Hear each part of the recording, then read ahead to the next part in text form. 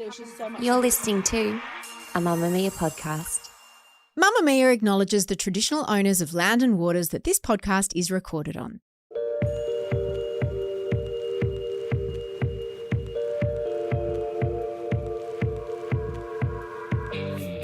From Mamamia, you're listening to No Filter.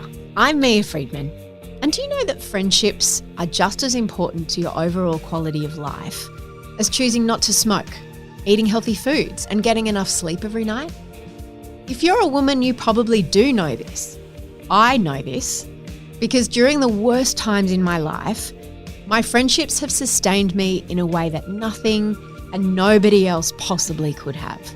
The role of my girlfriends is as crucial to me in my life as the role of my partner, my family, and my work. They are the four pillars of my life, plus my clothes. But female friendships can be really intense. They can also be nurturing in a way that is so life-affirming. They can be exhausting and they can be devastating when they end. When you're ghosted, or when you're the one who sadly realises that a friendship has just run its course or has turned toxic or become lopsided. This episode of No Filter is about female friendships and what happens when you reach a point where it's hard to make new friends, or when you can feel your friendships are becoming fractured by children or geography, and when it feels even harder to keep in contact with the friends that you have. Romantic relationships pull so much focus culturally, but our relationships with our friends and our friendships can impact on our happiness and mental health just as much. Which is why my guests today have made a 6-part audio series all about friendship.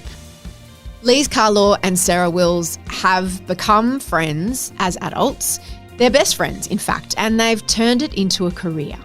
You might know them as those two girls. They work together hosting radio shows, podcasts and events, and they've teamed up with one of my very best friends in real life, Rebecca Sparrow, to create the Friendship Project, a 6-part audio series that dives deep into what makes adult friendships hum and the factors which make them unravel.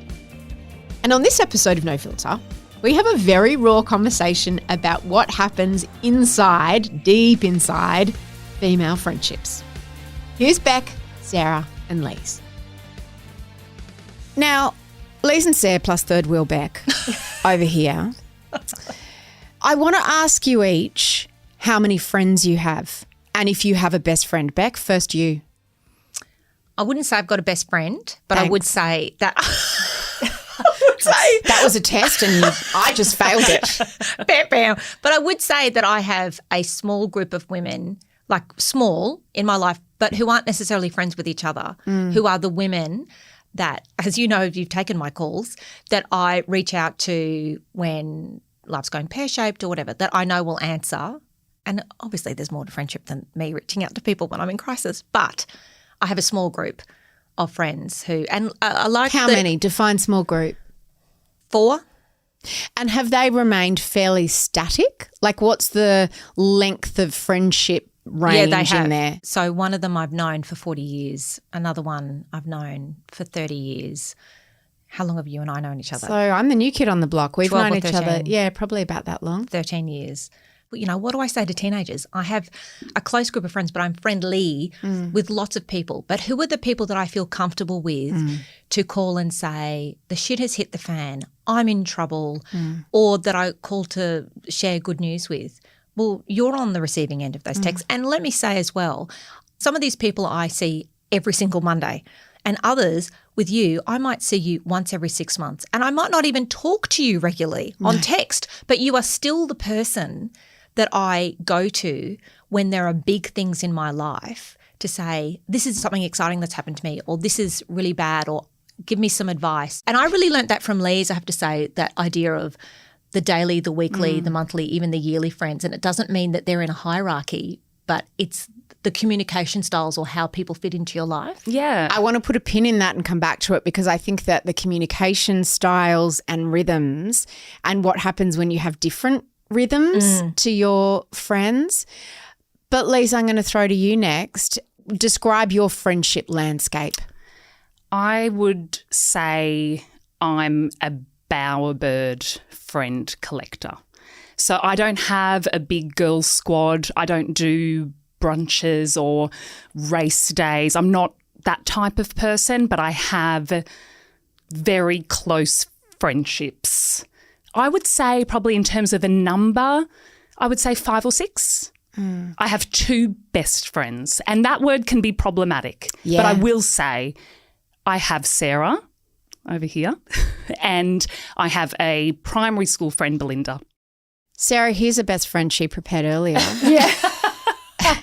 What's your friendship landscape look like? I do like big gaggle catch-ups. I love that. I would say I've got 2 best friendships as well. I would say Lise, obviously, and then another girlfriend of mine, Nadina. And then I have a spate of close a spate, probably blowing my own trumpet here. I would say I probably have 3 or 4 other very close girlfriends.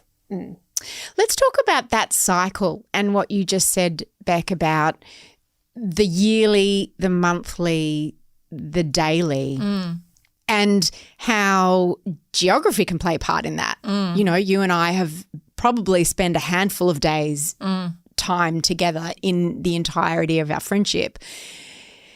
How does that impact on friendships, and how can that become problematic when maybe one person needs more than the other person can give?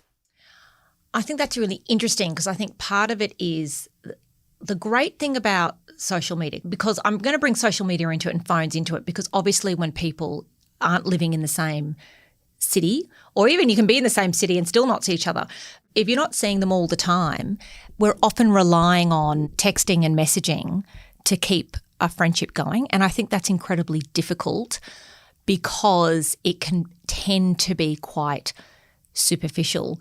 The level of conversation can be quite superficial and doesn't always loan itself to deeper conversations. And I think as well that, are we using social media to organise catch-ups to see people in person, or are we using texting to replace seeing people in person and trying to catch up with people? Because texting is often like a series of monologues, isn't it? You know, especially if you're not doing it at the same time. You know, sometimes you'll be texting with a girlfriend in real time as she texts back. And other times it might be the next day. You know, one of my closest friends lives in Washington, and our friendship is kind of exchanging a series of links to stories that we're liking to read. But then that doesn't replace a conversation. Can that be enough nutrition for a friendship? I don't think it can be. And I think that when there's nowhere on the horizon where you're going to see each other in person, I think that's when we see friendships start to crumble or people drift apart, because there's only so many hilarious memes you can send each other. What happens is that you don't have any in-depth conversations, and then you find out, oh, they were in hospital 6 months ago, or they went through some big event and I didn't know that. Yeah. And that distance is very painful when someone that you thought you were close to is saying, oh, I'm doing this and I've done that. And I think as well, and something that we've acknowledged in the series, the longer you go without having a proper conversation, then you put it off. Because it's like, I don't have the time to have an hour's conversation, and also they don't even know about ... So I'd have to fill them in on that. So I guess, yes, you want to be trying to have regular contact and then trying to arrange to see each other where possible, which is why over the pandemic that couldn't happen. So that's one of the reasons we saw friendships really be tested and crumble a bit, because people weren't seeing each other face to face. And we had all these layers in there about, well, are you for masks or against masks? Are you okay with lockdowns or not okay? And I had to agree to stop slagging off each other's premiers. We did. Because you lived in Queensland, I lived in New South Wales. We both thought our premiers were fantastic. It's true. And we had to say, okay, it's a no-go zone.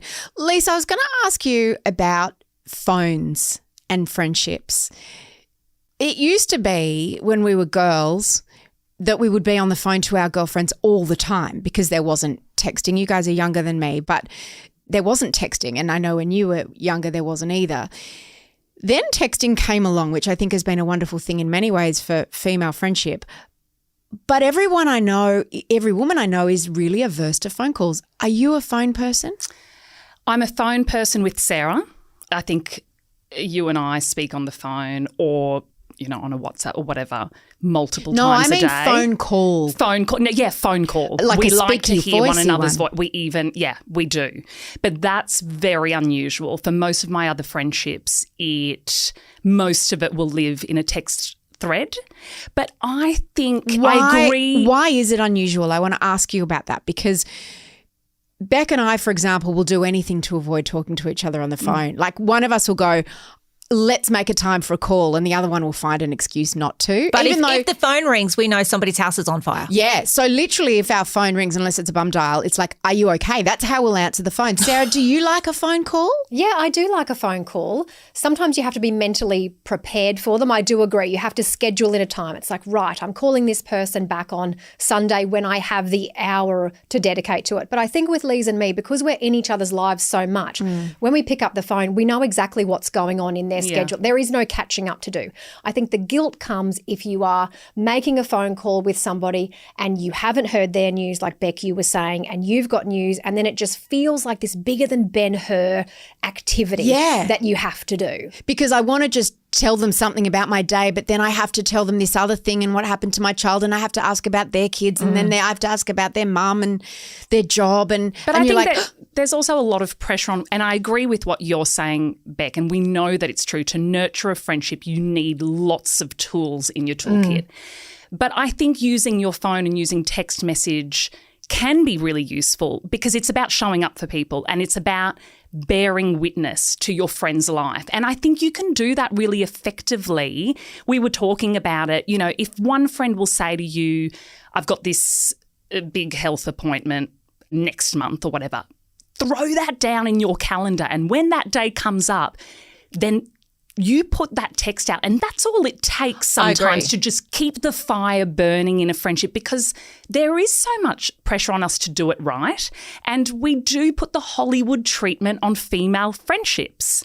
We do mythologize. Speak to me about that. Well, look at the response that their friendship is really idolised in me. It's very Oprah and Gail. And I say that in a good way, but it triggers people, doesn't it? You talk about the response you get.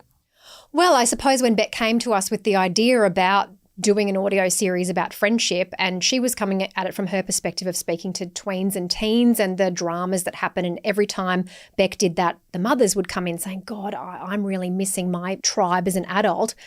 For Lise and me, we would get messages from women saying, I really miss having a best friend. I don't have that friendship. I feel like something's wrong with me. I feel lonely. And that has been Thelma and Louise, Sex and the City, and even the Friends crew when they would all meet up at Central Perk and have their coffees together. That's often not the reality for most people's friendship structures, and it's okay. And I think that's what we're trying to say through the Friendship Project.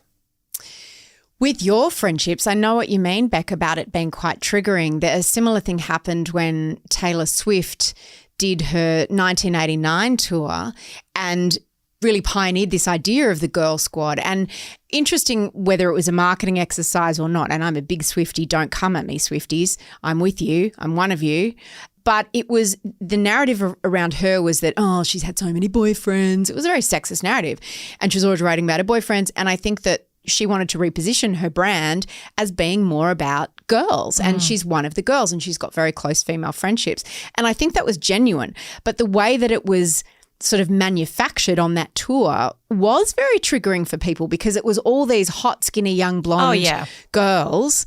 And even Lena Dunham, who was one of them, came out afterwards and said it made her feel terrible, and she was on the stage next to all of these sort of Victoria's Secret model-looking girls. Why is it that we can feel so threatened by other people's friendships?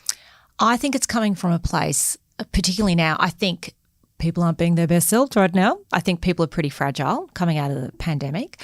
I think that even before the pandemic, the research was saying that friendships are on the decline.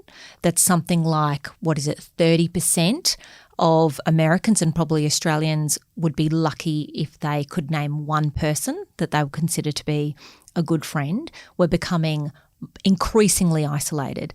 However, on the big screen and on social media, we see lots of girl gangs. We see the best friend, or we see the Sex and the City girls having drinks on a Friday night.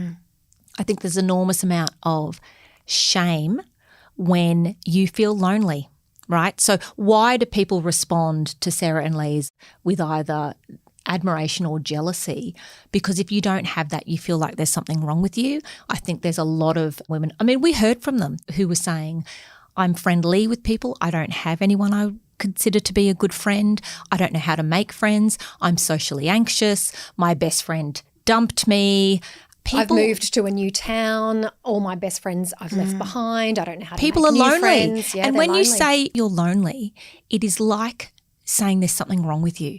Now, of course there isn't, because everyone is going to experience loneliness in their lives. But when you say that I'm lonely. Feels shameful. It does feel shameful. Equally, if you say that you have been ghosted by a friend or had a bust up with a friend, the shame around that is enormous. And we don't talk about this stuff. Nobody is talking about this stuff. We've put relationships in some kind of a hierarchy, with romantic relationships at the top as if that's the be all and end all, family in the middle, friendships are at the bottom. They're the first thing we cut when life is busy. Oh, I've got the kids, I'm going to look after, my partner. Well, I don't have time to see the girls.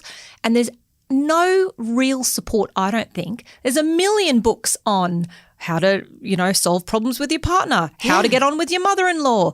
Where are all the conversations about how to have robust friendships, right? You don't have to have a perfect friendship. You don't have to have a friendship that doesn't have problems or fights in it or whatever, right? That's life.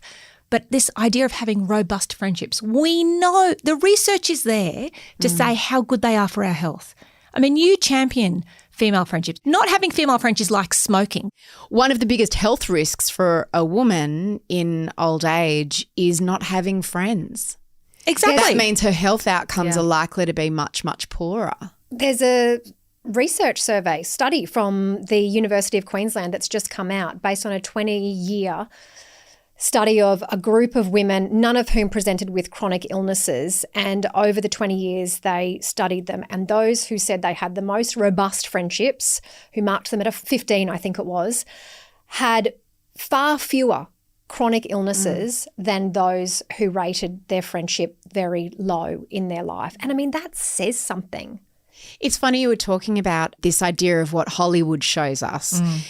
And we've been working on this TV show lately and reading scripts and I'm learning so much about it. And there's a good reason for that. And it is because most women have a number of friends, but when you're making a TV show or a movie, that's a complicated story to tell. So you end up having one best friend that stands in for all the friends. And we've done it on this show. Like the main character has one best friend. And in actuality, she'd probably have a number that serve different purposes. Is that a true Of thing? course. Yeah. Well, that's what we would hope for. I mean, unfortunately, even when we researched our communities, we could see that there was at least 16% of women who said they couldn't name anybody as a friend, except maybe was it their husband? Yeah, and it's a little bit heartbreaking. That took us by surprise to not 16% is high. Yeah, to not be able to name anyone. I don't know what that speaks to. Is it that we're less inclined to put ourselves out there? We don't even have the strategies. You walk into, say, a work function or you walk into the school gate and you're standing there alone. What next? How do you fast track a friendship? What happens when you click with someone? We've all felt that click with another woman. And then how do you make the next move? And I will say I've written about this, I've spoken about this. One of the best things I've ever done in my life in terms of stepping out of my comfort zone is befriending random women when I feel a click. And it doesn't always work out. We know that. But just to be able to take the risk and say something if you feel something. Can you give us an example of when you've done that? Oh, yes, you can. Yes, you I'm can. a little bit addicted to it because, look, it paid off in spades with Sarah. Oh, she changed my life. And you say the same about me. I thought you were going to talk about Renee, but I'm really happy that you've brought me up. No, well, that's an obvious one. But there was a lady at Pilates, Mia. I sound like such a trope. I was on Lise Carlaw, suburban stereotype. I had my hands in the short loops. I hate myself, but I did. I had my legs in the long loops. Okay. And we were doing Happy Baby, which is the worst position of them all, the most vulnerable. You're there, you're like presenting like a baboon. You've got your legs up. Oh. And, it requires a lot in the hip flexors and your groin. And there was a lady beside me who had been coming to the class, similar class to me, week in, week out, and who was just such a vibe, like big personality, always said something funny, friendly, open face. And did you do a funny fart? Is that where this story's going? No. The next day, so she was beside me in that Happy Baby class. The next day she's there again and I thought, stuff it, I like her. I need to see where this goes. And I just said, this is all I could come up with, how's your groin? Yes, please. And she write that down, turned everybody. To me, and I thought this could go one of two ways. And she turned to me and she said, no one's asked me that since I was on Tinder last week. Because she was a single. She was this really vibrant, single, that's 43. Good banter. Great banter. So I thought, I'm in here. Uh-huh. I'm in. And look, that's just one example. But, I've done it many times on footy sidelines at my kids' sport. A click with a woman that I just think, I just want to see where this goes. Yeah. And you know what it reminds me of? There was a recent clip of Jane Fonda talking about female friendships, and she talked about intentionally pursuing people that we have to be creepy, intentionally pursue people that we want to be friends with. My favorite ex-husband, who's Ted Turner, said to me, you don't make new friends after 60. But I think that he's really wrong, that what you have to do is you have to be intentional. Like, I never used to be intentional. I would meet Sally Field, for example, but not pursue her. Well, I did pursue you. Oh, goodness sakes, I couldn't make you stop. Yeah. See, because she tends to be reclusive. Is that right? And I pursued you. You have to pursue people that you want to be friends with, and you have to say, I'm intentionally wanting to be your friend.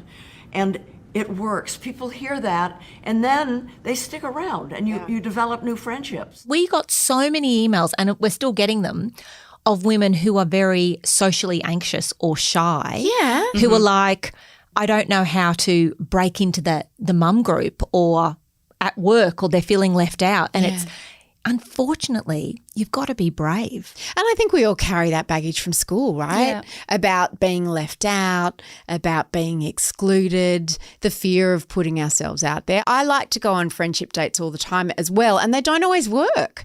And, I went on one time and she just spoke about herself for the whole time. And I tried a few little bantery, self-deprecate, and she didn't pick up that ball.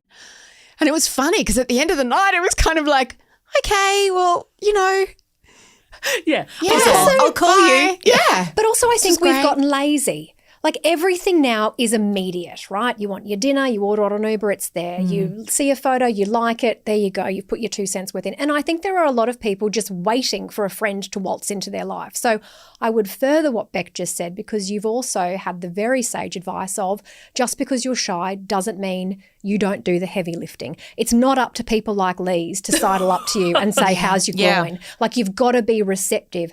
And we talk about that. Body language comes into it. That's not even a discussion. Look up from your phone for a start. Yes. If you've got your AirPods in, if your arms are crossed, all those are physical signals to say, I'm not ready to be approached. And we go through, when we came up with the idea to create this audio series, it's not just us sitting around whinging, going, why is it so hard? We go through the different aspects of the tricky parts of friendship, whether it's making friends, whether it's working through conflict, whether it's working out whether you need to ditch somebody. Well, let's talk very about practical. some We've of put in those. practical tips, I think. Let's talk about some of those. I want to talk about what a good friendship looks like, first of all. Sarah, what have you sort of learned about the markers of a good friendship? The markers for me are absolutely if a person is a vault, if you know your stories and your emotions are safe with them.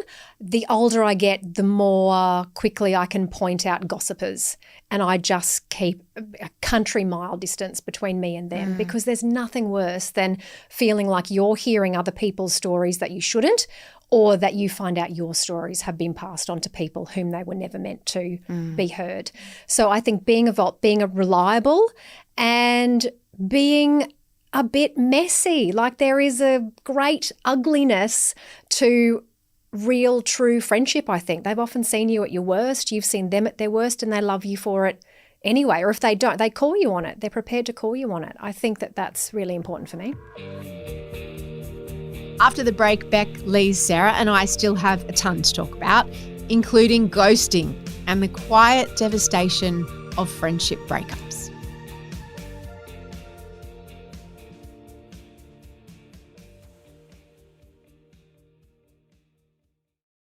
Beck, you have often noticed the people who aren't there. I know I'm jumping to red flags now, but notice the people who aren't cheering you when you win. Can you explain what you mean by that? I think women in particular insert competition where it doesn't need to exist, right? And so I think then as well, sometimes you have friends, and we've talked about this a lot over the last 12 years, but sometimes you can have friends who are really great at showing up when your life is going pear-shaped. Yeah. And to the point where they seem to be enjoying it a bit, like they're very good in a crisis. But you want them also to be the women who are cheering you on and wanting you to see you succeed. Now, let's just also say people aren't perfect. People have moments of feeling – I mean, we're human beings and we're flawed, right? So people can have moments of feeling jealous or envious, and that's completely normal. And how do you manage that within a friendship? Envy and jealousy. Okay. So for things like when someone's having a baby and you wish that you were having a baby but you've got fertility problems, or you're single and someone's getting married, or whatever it happens to be. This is where I would hope that the robustness can come into it and that we can actually have conversations where if the person who's got the good news can be sensitive at least and think, you know, this might be hard for you, or I just want to acknowledge I don't want to put this in your face. You tell me if this is too much, because we don't have to be talking about my wedding, or we don't have to be talking about my pregnancy. Yeah, it's the tricky conversation. I think another marker of friendship is, can you have a tricky conversation without feeling like, oh, well, that's the end of that. If you can't come to a friend, and Beck, you taught me this when we were doing the series, a great one-liner and what a strategy it is, how to approach a friend when you've had an interaction with them possibly that sort of rubbed you the wrong way, and you want to bring it up, and Beck's line, do you want it? You will tell it better. So one thing I learned, I did this course from Brené Brown in leadership training, and was really designed for companies, right, of when people are working together and how easily miscommunication happens. And easily in friendships, right, is to have the courage to say to someone, okay, the story I'm telling myself is, so you know how this text message that you sent me, okay, the story I'm telling myself is you're a bit pissed off with me, or I've let you down, or you're actually not happy with it. Because you haven't replied in 3 days. Right. And so just you having left me that, unread, yeah. And what do we love to do as human beings? We will fill in the gap. We will tell ourselves a story and often join dots that don't exist to make sense of something that's happened. And I use an example in the podcast series that I was talking to the girls about, probably about money or something. I don't know, it was something big, talking to them. And then I said something and then it went silent. Now, logically it went silent because it was dinner time. Yeah. We're talking on text, messaging each other, and then it went silent. And I was like going, oh my God, I've said the wrong thing. Okay, I've gone too far with something. Realistically, it was actually dinner time and they were feeding their kids and whatever. So I think I ended up saying to them, okay, the story I'm telling myself is that I have actually crossed a line or gone too far or said the wrong thing here. So you just surface it. Yes. You surface your fear. But this is the thing we've also realised, and it should come as no surprise, but most women especially are afraid of conflict, right? Whereas conflict is really just trying to get a communication issue resolved. So if you ask yourself, and again, this is a Beck nugget, is our friendship bigger than this problem? Then you've got to bring it to the surface, because I reckon every single, out of the four of us in this room and probably everyone listening, you can think of a friendship in your life that has ended, and it probably could have been saved by a little bit of conflict in the form of open communication. Because remember how we've talked about the fact, and something that I learned when I started teaching boundaries to teenagers, if somebody is really ticking you off, right, and you're getting irritated, like I start going, I wish Mia would stop asking me for money. Jokes. No. Texting me all the time. Right? But if I said like, I wish you'd stop texting me at midnight or I wish you would whatever, stop borrowing my clothes or whatever, right? What women do is we suck it up, suck it up, Get resentful. and then get resentful and then we go, I've had it. We just drop the friendship. We either stop watering it or we ghost them completely. Instead of going, if somebody's actually ticking you off, it means they're crossing a boundary that you haven't communicated to them. You'd have no idea. So why don't I just say to you, actually, you know how you keep asking me to do fun runs? I don't do fun runs. It's never going to happen, right? So don't ask me anymore. You know, and it's a bloody 15-second awkward conversation that could actually salvage a friendship rather than letting things go pear-shaped. And I think this is all the stuff. I mean, our kids are coming to us with friendship problems. How are we meant to answer their friendship problems when we don't know what the hell we're doing? There's a lot of confusion. I think there's shame and then I've had instances and I have really beautiful big friendships and yet sometimes I still find myself confused when a heritage friendship starts to fizzle. I want to ask you about the goat. Now, you talk about conflict. It's interesting the way we used to be able to just accept differences and differences of opinion, but it feels like over the last decade or so, there are certain things that have become very polarizing and have become almost moral barometers. So things like, less so in Australia, more in America, like if you vote for Trump or don't. With COVID, if you believe in vaccination or don't. If you believe in climate change or don't. Like, are there some things that can fracture friendships and just not be redeemable? Tell us about the goat. I wish I had the answer to that, Mia. Okay, the goat story is I have an old friendship from when I was in my early 20s. We met working overseas and she proved to be a really good friend, solid friendship. How did she prove that? Oh, over many years of showing up, being there when I needed a shoulder to cry on, being there for the good times, reliable, consistent, all of those things that you need in a friend. Had a lot in common, values in common. Yeah, absolutely, all of that. And over the course of, let's say, 20 years, she is American. She does live over in a very conservative state.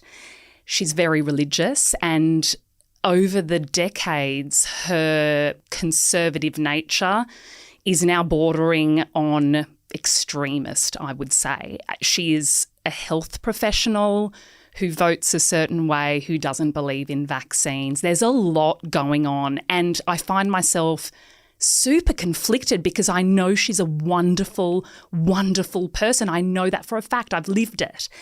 And yet, you know, she will send me emails. So going to the goat thing, she will send me emails that are very steeped in religious fundamentalism and they'll start off nice. In what context? So she'll write things like, I read a Bible passage and I thought of you.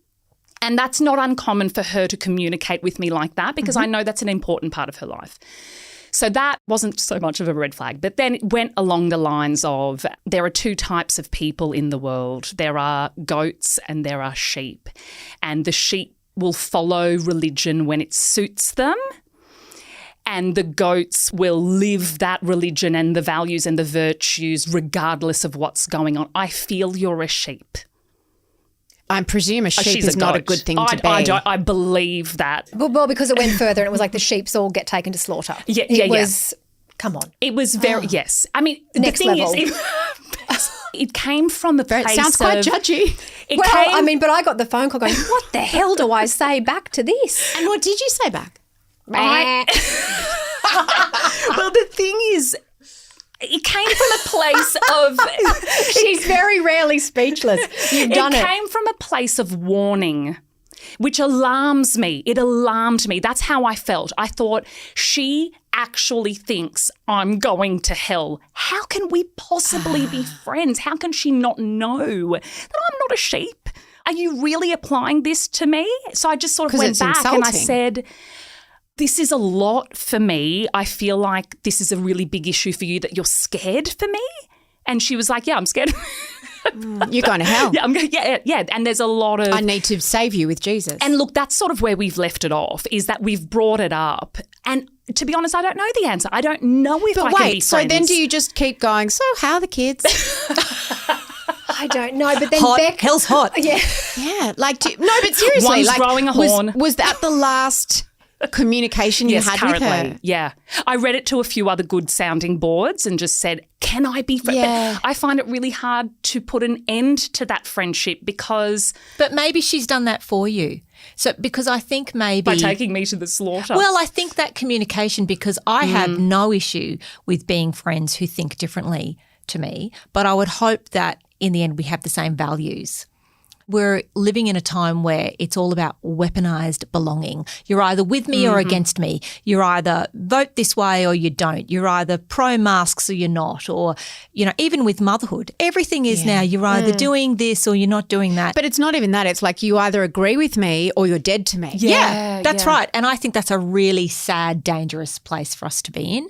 And I don't want to live in an echo chamber. I don't want to only surround myself with people who think the same way that I do. But we've never expected that until recently. And I find agree. that generally within friendships and within families, there's huge tolerance for difference, right? I wouldn't expect my friends to all vote the same way or think the same way. But that might be your family. I think dress the same way. I think there's probably a lot of families where there's probably not tolerance, whether it comes to how you vote or your beliefs on vaccines so I think that's a problem. And I think that the more people are hanging on to things as part of their identity, and it is blowing up friendships. I think we're seeing that friendships are splintered because of this. And in the end, I mean, you have never said at any point, well, this woman's like super religious and she votes this way, so I can't be friends with her. She's the one who's saying, actually, I can't be friends with you. Yeah. Right? And I think you can keep the door open, but you don't have to. And there's also the whole season, reason, lifetime thing, which is a handy lens. Speak about that. Well, I mean, I think we've all heard it. You know, people come into your life for a season, a reason, or a lifetime. Is that what it is? Yeah. Correct. Yeah. The problem comes when you think a lifetime friendship turns out to be a season friendship, and then there can be a lot of grief. And in society, we don't necessarily hold a space for that heartache. Disintegration of friendship grief. We do for romantic relationships with breakups. I mean, you can cry and bang on about that and rehash it till the cows come home. Everyone's up for that. But when it comes to friendships, it's like suffering in silence, and it circles back to what Beck said about loneliness and shame. And difficult to determine when you're not in the driving seat. Letting a friendship go. So it's easier when you go, I think I've kind of... outgrown that person. I think we're fizzling, and I think I just won't water the friendship anymore. Easier when you're in the driver's seat. When you're on the receiving end of that, it can feel confused. Not in the case of the goat and the sheep. I think you guys have helped me workshop that. But there have been lots of other friendships where it's a slow death. And wouldn't you say that a lot of the emails that we received were people who were very confused. Yeah. So we got the emails from the people who had dumped or ghosted, but then we got all these emails from other people who had it happen to them. Yes, and we're like, I don't understand what happened. So it's just interesting. And the only thing, I mean, all of this stuff is painful, actually. It just is. But I would say that just because a friendship maybe only goes for a season doesn't mean that the friendship was a lie or that it wasn't a great friendship. Mm-hmm. I don't think all friendships are meant to last forever. How do you recognise the difference? Because what you said, Sarah, around a reason or a season, and that the pain comes with misunderstanding, or I would say misaligning, when one person thinks it's a lifetime and the other one's very clear that this is just a season, this is just while we work together, or this is just while our kids are in the same class. How do you tell the difference going in?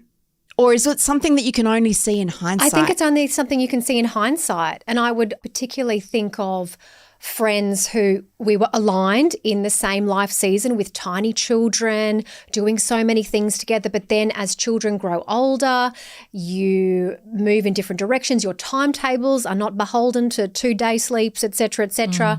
Then you can feel the distance coming between you. And that can feel very surprising. Thinking, oh, I thought we made so many beautiful memories together in that time. So when do you know it's just the way it is and I just need to let it go? And when do you go, oh, I must repair this, I must reach out and work at this? I think that's only something that you can know individually of whether when I you're... want there to be a rule. Yeah. I think if everything Or an is app. one-sided, if it's one-sided and you're not getting the return responses that are as interested or as timely, then I think it's a slow petering. We've spoken about this in the series. There is also, though, that confusion of when one friend says, that was so much fun, it was so great seeing you the other day, let's do it again. And then the other friend might say, we'll find a time. Ooh. ... And then They don't. And then a time is never found. the time was never found. And that can be, then do you chase? Do you chase? Or do you let Because it it go? feels so good when you're together. Yes. Yeah. And didn't we just have fun? Yeah, did. that's the Did whole I? confusion. Hang on. I thought we just had a good it's like dating. Didn't we just have a really great time? I don't understand why you don't want to see me again. All of this stuff is hard. Can we just say that it is really hard? And that's one of the reasons we're talking about it, is because I think even just shining a light on it and acknowledging it is helping people understand that they're not alone. It's awkward. Because it's tricky and awkward. And vulnerable. And I think everyone's been in a situation where a friendship has become tricky, or you just haven't managed it well, or you can't take it to the next level that you desperately want to. I've definitely learnt from both of you, because we're making this series and it sounds like we're sort of looking at other people going, oh, this is what people are doing wrong with friendships. I was making this series going, oh, shit, I do that. That's bad. Listening to this That's bad. series and just with my heart in my mouth waiting for Beck to talk about fuck-ups I'd made.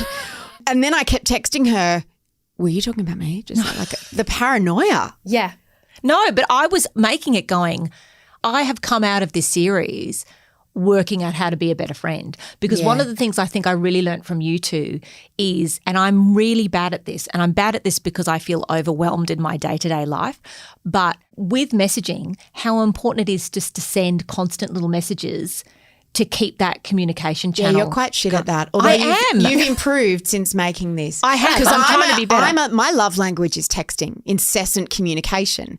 Really listening to the series really made me think and question, because I've been feeling quite lonely lately in my friendships and thinking about what that means. Really? Yeah. It's your fault. No. And I was complaining to one of my children, or I think, all of my children, about one of my friends and how she just does not make the effort. She just doesn't make an arrangement. She never makes a time for us to see each other. And then my child said, well, have you made a time? Yeah. And I was like, I haven't. But I've thought about a lot that I've got some friends that I'm texting with all day, every day, right? Literally several times a day. And the group chats are flying. I've got other friends that I might go months without communicating Is that me? with. Are you looking at me? Not just you, but my interstate friends more, and I might go years without seeing them. But I've got friends who I text with every day and I might go years without seeing. But what you said, I want to come back to that about it's not a hierarchy of the people you speak to the most are your closest friends. That's right. Can you just explain that a little bit? Because I think that people have different communication styles. We have different things going on in our lives, which can mean for some people that they are in the thick of getting 3 million text messages from the school, from a school app, and they're trying to juggle a lot of different things. And some people are great in person. Some people are great on the phone. Like I was thinking when you two were talking about talking on the phone, I probably talk to my friend Jane on the phone every day because we work together. Other people are really good at sending hilarious things on text or spilling their guts on message and whatever. And I think people have different communication styles. And I don't think – look, I was in a school earlier this week and I was saying to a group of 12-year-old girls, just because someone texts you or messages you back really fast doesn't mean they're a better friend to you than the person who doesn't. Speed of reply is not – Because I'd win if it was that. Right. I'd be everyone's best friend. Speed of reply isn't actually an indicator of how great the friendship is. And it's also kind of love languages too, right? Yeah. Like, are you like a words of affirmation person? Is that with someone's I think I just replying like back a lot to of you, attention. or is it quality time? Some people are quality time. Like they may be happy with a catch up once every 3 months, and that has filled their friendship cup with you. Whereas if you need the touch points more regularly, then maybe they're the things to communicate. And I think there's too. also the hierarchy thing that we were speaking about in the series and you've identified it, Mia, is that some friends are your daily friends. They just are. They just are. You talk, you text, you ping, all of that. And then you have your weekly friends and your monthly friends and your yearly friends. And none of that takes away from the fact that they are big friendships. That's right. And I think letting go of that pressure of, I haven't texted or Beck hasn't texted me back in a month, or what have you, then that might be okay. What about big life events? Because I know that, I've got friends who, when they've got a lot going on, withdraw. And I'm the opposite. When I've got a lot going on, I reach out. So when I'm not across someone's life and they're maybe going through big things, I don't know if I take that personally, that they haven't told me, or I just feel a lack of connection. Because to me, knowing what's going on in someone's life is how I feel connected.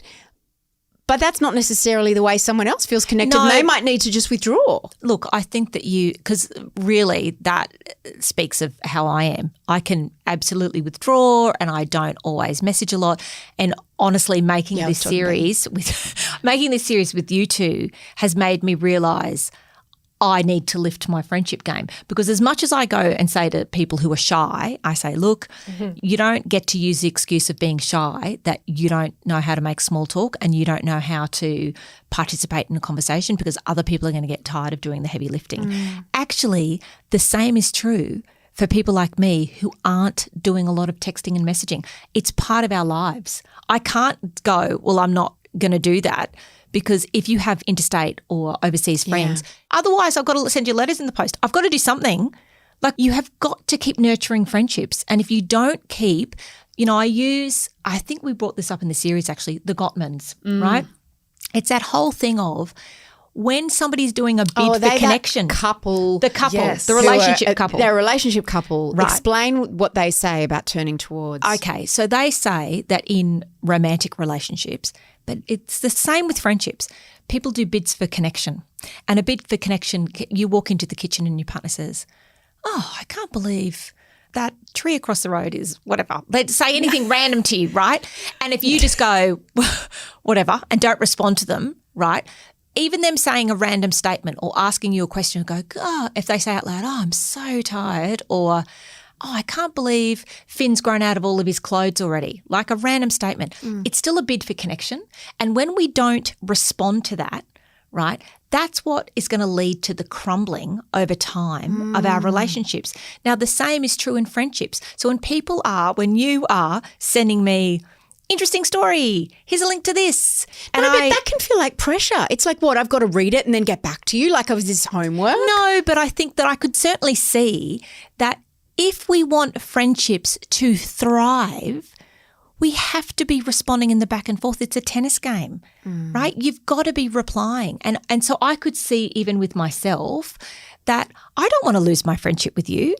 Like, you're such an important part of my life, but I could lose you as a friend because I'm not putting the time in. We did not see each other for years over the pandemic. Then we were annoyed with each other because of our premieres, right? My premiere is better than your premiere, right? But true, we got really annoyed with each other with the whole lockdown thing. So annoying. Yeah, right? And then there was no thing in sight on the horizon where we were going to see each other.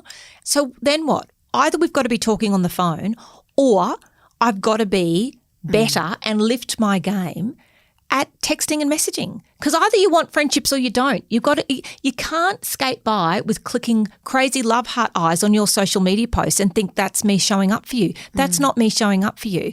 And that has been a wake-up call. I know I go into schools all the time and speak about this stuff, but even for me, I've had to learn stuff. Watering a friendship. Oh gosh, yeah. Yes, yes. I want to ask you, Sarah and Lise, about the role of advice. That's something that Beck and I really learned about, that was driving a wedge in our friendship when we kept giving each other advice. Have you had any experience with that, with each other or with other friends, how giving a friend advice can make things quite toxic? Or resentful when the person doesn't take the advice as well. I've had that situation with my other best friend, Belinda. I will say Sarah is excellent at advice. She's an excellent listener. So I've learnt that from Sarah, that it's more okay. Unsolicited advice. Oh, unsolicited. That's what I mean. It's different. If you ask someone for advice, awesome. I thought you were talking about situations where maybe they don't ask, but you give the advice and they don't implement it. Yeah, that's what I mean. That drives me crazy. Yeah. And then I can become very frustrated when a friend doesn't implement my plan of action for them. And I can take that personally. Sarah, have I given you unsolicited advice? I mean, if you have, I haven't listened. I think that there could be something, if there's a friendship and the person is continually banging on and on about a theme or an issue in their life and you've given them your thoughts but nothing is enacted upon, then I think you're well within your rights to say, you know, my Position where on I this. sit on this. It's your life. You've got to make those decisions. Like, for example, and this is truly just an example, but like if a friend's, I've got this issue, and you're like, I think you need to probably go and see a therapist. Oh, absolutely. I think you need to see a therapist. I think and they don't, and then they want to talk about it more. Have you seen a therapist? No. And they want to talk about it more. Have you seen a therapist? And they don't really want to change anything, but they just want to vent to you. Should a good friend just listen? Should a good friend stop giving advice? Well, look, I but think it our depends role on what to- it is. Sometimes it's Yeah. just showing up and listening.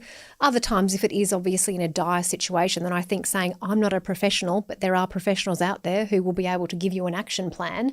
But I think, again, it comes back to asking that question, is our friendship bigger than this? And if it is, then continue on. But if you are banging your head against a brick wall, then maybe just a little bit of healthy distance is okay for a while. Becca, I want to ask you about how to navigate a friendship when one person is going through something really big. It might be cancer, it might be an issue with their child or their partner or their mental health. And it might be something that's not just a crisis, because I think we're all quite good at showing up for a crisis. There's a lot of adrenaline around a crisis. There are things to be done. There are flowers to be sent. There are meals to be cooked. But something that goes on for months and years, how do you, when a friendship becomes very unequal in terms of what one person's going through, how do you navigate that? I think it's about just, I mean, you use this phrase, Lise, of bearing witness to whatever somebody's going through, because a lot of things in life there's no quick fix. And I think some people are in circumstances that are really difficult, and they're not difficult for 6 weeks. They're just difficult. And I think, therefore, it's again about a conversation of saying, what do you need from me? Do you just need, Sarah, I'm going to think about our friend. Now, Emma was my old babysitter and Sarah was also, that's how Sarah and I met actually. And she was diagnosed with melanoma probably when she was, 23, 22. Yeah, very young. And we knew her for years as she was going through her cancer diagnosis and sadly she passed away. But with Emma, we'd sort of say, what do you want from us? I just want to hear celebrity gossip. All right, babe. Every time I'm with you, if you'd actually just want me to tell Escapism. you every story. Escapism. She wanted escapism, or she wanted to talk about maxi dresses, or she wanted to talk about pavlova or whatever it was, and she didn't want to talk about having cancer and dying. So, or she wanted to talk about her dog Ralph. So I think it's about meeting people where they are, and I'm not going to say it's easy. Can it be difficult having a friend perhaps who's got severe depression or they're going through something else really difficult? I think we've just got to show up for people in whatever way that looks like for them. And maybe it's just checking in with them occasionally. Maybe it's sending them funny, care packages in the mail. Maybe, I don't know, you find out from them, how do I show up for you? I think what you say is so true, though. It's important to ask, because I've been through this a few times with friends and I've made the mistake of not wanting to tell them anything about my life because it seems so trivial and it seems so, how can I complain about, this thing when you're dying or you're going through this terrible thing. And what I've learned is a mistake is to just censor yourself, because I've acknowledged it. I've been like, I can't believe I'm complaining about this to you. I feel like a dick. And in every case I've gone, oh, don't be ridiculous. This is a big deal. Yeah. Like, my issue can't completely consume our friendship. And I think that almost keeps it equal, because otherwise it becomes that they're very much the You become the support friend and their issues. Yeah. And who wants to think that everyone is walking on eggshells Exactly. around you while you're going through life's doldrums, whatever it is, and you're not getting those really meaty interactions or to a make friend- everything feel like normal? Or a friend who's separating or divorcing, and then what that means that you can't bring up any story about your weekend with your family that's functioning normally. Like it just rules out too many conversations, I think, and then there's inequality in the friendship. I've got 2 last questions. The first one is about ghosting. I want to hear a ghosting story, either when I want to hear when you've been ghosted. We were talking about this on our flight. I don't know that I've been ghosted by anyone. You've never been ghosted? I don't think so.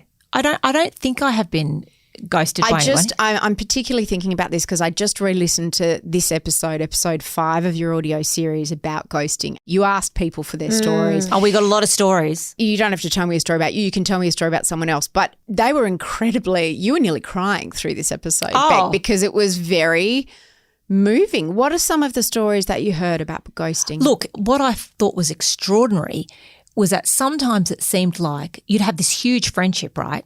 And then somebody did one thing and then it was like the friendship was over. Like, do you remember there was the story about the woman who said to her best friend's child, called him cheeky, and then bang, that friendship was over. And then there was the other one about the 2 couples who'd been friends for so long and then they had a disagreement on a camping trip and then essentially like the friendship is over. We had a lot of stories of ghosting actually when one person was pregnant and the other person wasn't. And obviously the way of dealing with it, the person who was not handling it just ghosted the pregnant friend. Is that because they wanted to be pregnant themselves? I assume so, yeah, that they were having trouble or... I think those words that woman, I think it was the couples and the camping trip, and she used those words, I'm haunted by this friend who has ghosted me. And because they'd been friends since they were children. And so she said, every memory of my life had this friend in it.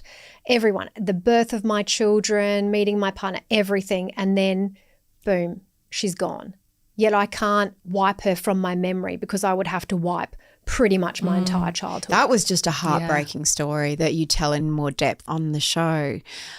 But I think what you got to the heart of why ghosting is so unsettling. I mean, there's the grief of a friendship that's ended, but then there's also just I haven't ever been ghosted by a close friend. I've never had that grief over that friendship in that way. But I've been ghosted and I'm haunted by it because it's a mystery. And I'm like, what did I do? Yeah. And it's a fear of, oh my God, like, could I be doing it still to other friends? What must that person be thinking about me? And how bad must it have been? And how could I be so unaware of what it was? Because I've racked my brain and I can't work it out. Yeah. It feels somehow very vulnerable. Yeah, and tormenting, I think. And I think, look, it comes back to the thing of, what's wrong with me? What did I do? Yeah. Just tell me. Yeah. And it's so painful. This Feel stuff very is exposed. painful. It is. And I think there's so much shame around female friendships when they go pear-shaped or not having them. And we've had, honestly, I know I keep saying this, we've had so many emails. I got another one last night from this beautiful woman who basically said, an adult woman, and I'm just so confused about my friendships and I'm clearly doing them wrong. And just how much our series had helped her. But I just thought, see, if all these people are just suffering in silence, everyone thinks it's only them. Everyone thinks I'm the only one who's not being invited out. I'm the only one who doesn't have a best friend. I'm the only one who has ever had a friendship go pear-shaped or a blow up. And we're keeping all of this shame. And then that really introspective, that woman who wrote to us and said, I think I'm too intense for my friends. Oh, God. I always think that. I think I'm too much. Yeah. That just breaks my heart as well because you think, you sound great, but what is going on? Maybe and what does too intense mean? What does it mean? And I think so people are also, and women are really good at this, sometimes being really self-critical and aware to the point of being paralysed by, now I don't know how to be. I don't know how to be around friends. Mia, did you ever think about picking up the phone or sending a text and saying, hey, where have you been? What's been happening? At one point I did. I didn't pick up a phone because we didn't have that kind of friendship, but I texted and I was like, hey, just checking in. Haven't heard from you. You haven't responded to my texts. Nothing. Oh, wow. You know, yeah, really, really strange. And I've never known what it was. And what I think was so interesting that I learned from you two is that women absolutely feel that if they talk to their friend about it, it'll make it worse.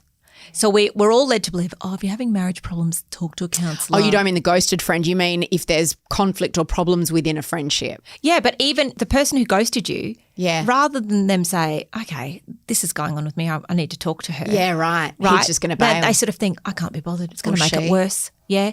It was a he. Yeah. Right. But they sort of think, oh, no, I'm just going to let it go. So I think we are dropping friendships, not realising how critical they are to our mental health. And we're sort of thinking, it's all right, I'm busy. I've got work. I've got my romantic relationship or my kids. Friendships are critical. I think they're more important than romantic relationships. Oh, yeah. I think female friendships are so important to our emotional health. And remember for a while we were all obsessed with the turn of phrase, weeding the friendship garden? Remember how there was a real moment for that? Yes. And people Yes. were almost celebrating that, and you felt empowered when you weeded the friendship garden.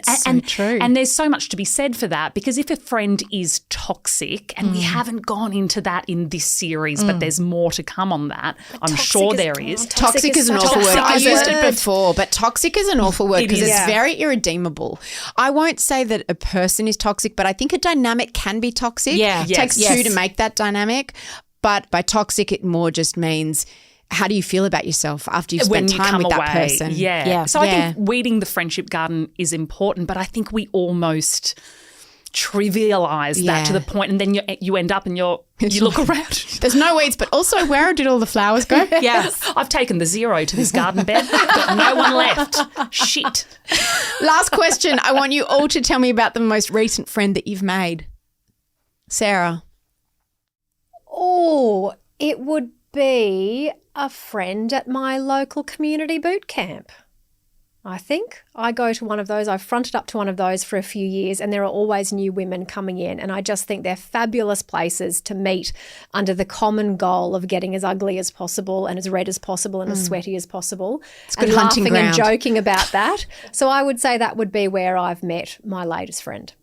Lise. I met a new friend. Her name is Lauren. I met her on rugby union sidelines. Her boy was new to my eldest son's school, and I could tell that it was the first weekend of sport for her, and everyone's very cliquey sometimes. And she was standing there by herself, and I got the vibes, and I just went up and I said, hi, I'm Remy's mum, because I have a Remy too. And we just clicked, and it turns out we live 2 kilometres away from each other. Now we carpool with the kids, and it paid off. Another one that paid off. Okay, I've got a different story. My story is really my newest friend is a woman I've actually known for about 2 years. Yvette. Hi, Yvette, who's listening.